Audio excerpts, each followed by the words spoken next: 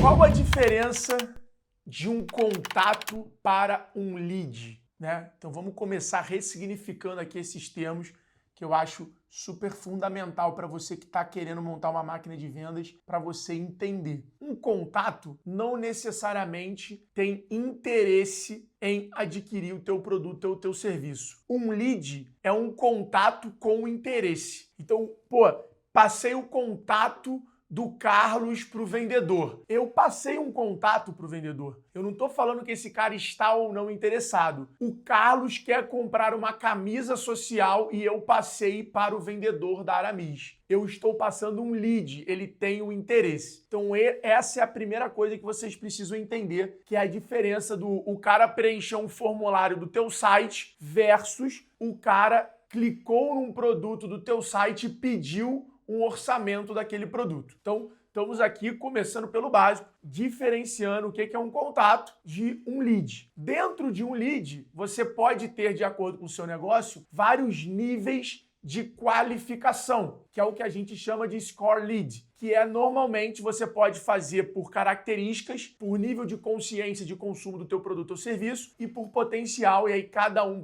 basicamente constrói as suas regras para criar uma nota para aquele lead. Pô, Fredo, mas por que eu preciso dar uma nota se o cara está interessado? Porque naturalmente a sua estrutura comercial ela é finita. Então você precisa gastar o tempo da tua estrutura comercial com o melhor lead. Então, quando você tem uma estrutura comercial e um volume de demanda, se você não criar essa inteligência, você vai acabar, às vezes, pegando um bom vendedor e gastando tempo com um lead que está muito fraco. Por isso que o lead, além das características, ele também tem um nível de qualificação na jornada de compra, que é basicamente qual o nível de interesse, né, e de consciência desse cara com o seu produto ou com o seu serviço. Então, você pode, com o tempo, ir até criando estratégias de canais. Então, por exemplo, eu sei que leads durante as execuções de turma, que vem através de indicação de alunos, tem um nível de consciência e de interesse muito maior. Então, o ciclo de fechamento desse lead é muito menor do que um lead que vem de um anúncio do Google ou de um conteúdo na rede social. Qual lead eu vou priorizar para atender? A resposta está clara, é o lead que vem de indicação. E com isso, você para de ficar criando uma máquina de vendas ou acreditando que só ter mais vendedor vende mais para trazer alta performance, intencionalidade, direcionamento na sua distribuição de lead. Então, basicamente, galera,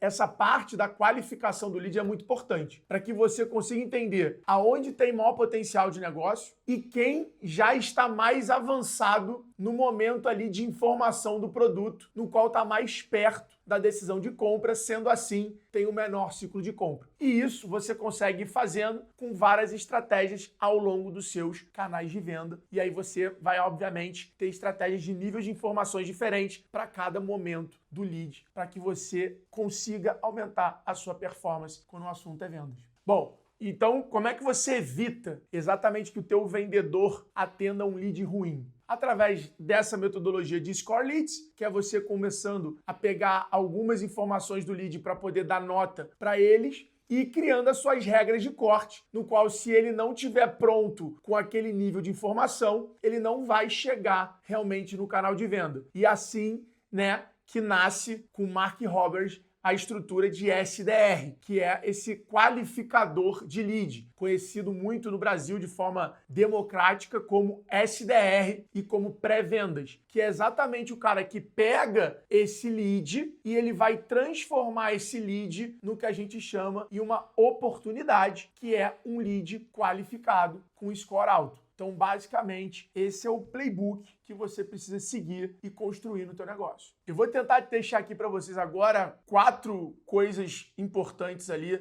se você quiser levar em consideração para que você consiga qualificar o seu lead. Primeira coisa, com quem eu estou falando? Ele é o tomador da decisão que ele está querendo orçar, que ele está procurando aqui comigo? Segundo, esse cara tem o budget e isso aqui tem que tomar um cuidado muito grande, porque hoje em dia, né, não dá para você julgar o cliente. Então, aqui é um ponto hoje em dia muito sensível, né? Principalmente para a galera de varejo, você sabe, às vezes chega o cara ali na tua concessionária de chinelo, bermuda, e é um cara que tem um budget para comprar aquilo ali. Por quê? Porque as pessoas nos últimos 10 anos, o dinheiro mudou muito de mão. Então, esse aqui é um ponto, um pilar que você tem que tomar muito cuidado. O segundo pilar é a de necessidade, que é o pilar que eu falei da consciência. Pô, esse cara já tem um produto desse, ele já conhece, ele já consome, ele tá vindo indicado de alguém. Qual é o nível de conhecimento que ele tem do produto? Ele tá conhecendo ali, né? Ou ele já conhece e tá querendo, porque isso também vai fazer toda a diferença. Vou dar um exemplo que aconteceu recentemente. A gente tem um evento em novembro, G4 Vale, que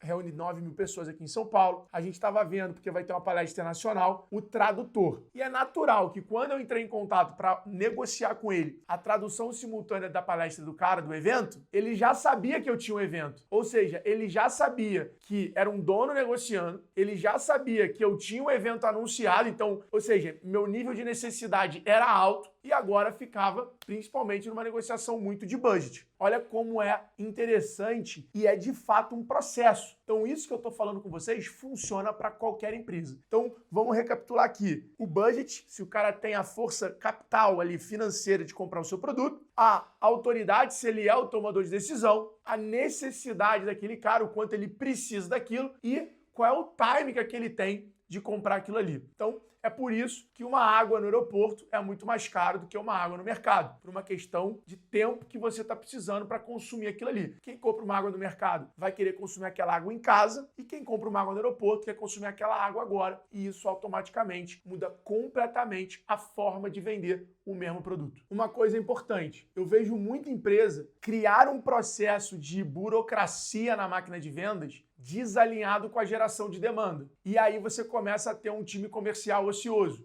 Então é importante você ir balanceando isso. Por isso, máquina de venda. O que uma máquina precisa para funcionar? Ela precisa de insumo, ela precisa de energia. A máquina de vendas é igual. Você precisa de lead, você precisa de vendedor. Por isso que você não precisa sair contratando vendedor para vender mais, porque se você aumenta a tua conversão, você vende mais. Agora, quais são os inputs que você pode fazer para aumentar a tua conversão? Preço, flexibilidade de pagamento, prazo de pagamento, uma oferta. Tem várias formas de você aumentar a conversão. Muitas vezes, você não mexe em nada disso, mas você melhora o teu spin selling. Você consegue identificar um pitch de venda ali que conecta o teu produto e que cria um senso de necessidade, aonde aquilo ali vai, de fato, fazer o cliente acelerar a tomar a decisão dele. Tá, e Black Friday? Black Friday é isso. Você vê uma oportunidade e você não sabe se aquela oportunidade vai aparecer de novo. Isso automaticamente faz com que você garanta ali a sua oportunidade. Por exemplo, tentando trazer insights de segmentos distintos,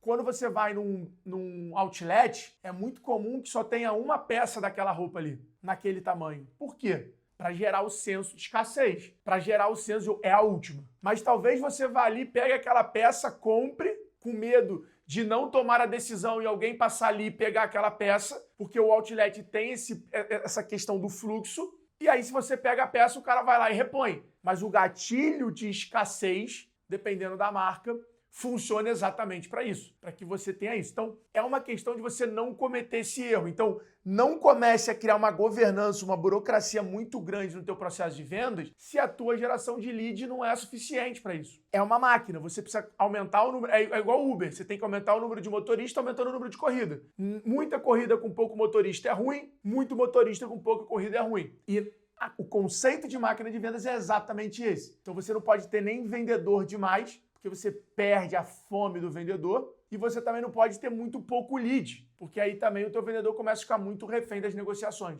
Encontre esse ponto de equilíbrio, cuidado com a burocratização e, obviamente, trabalhe sempre para reduzir o teu ciclo de venda e aumentar a conversão do seu negócio, porque no final, vender melhor vence quem vende mais.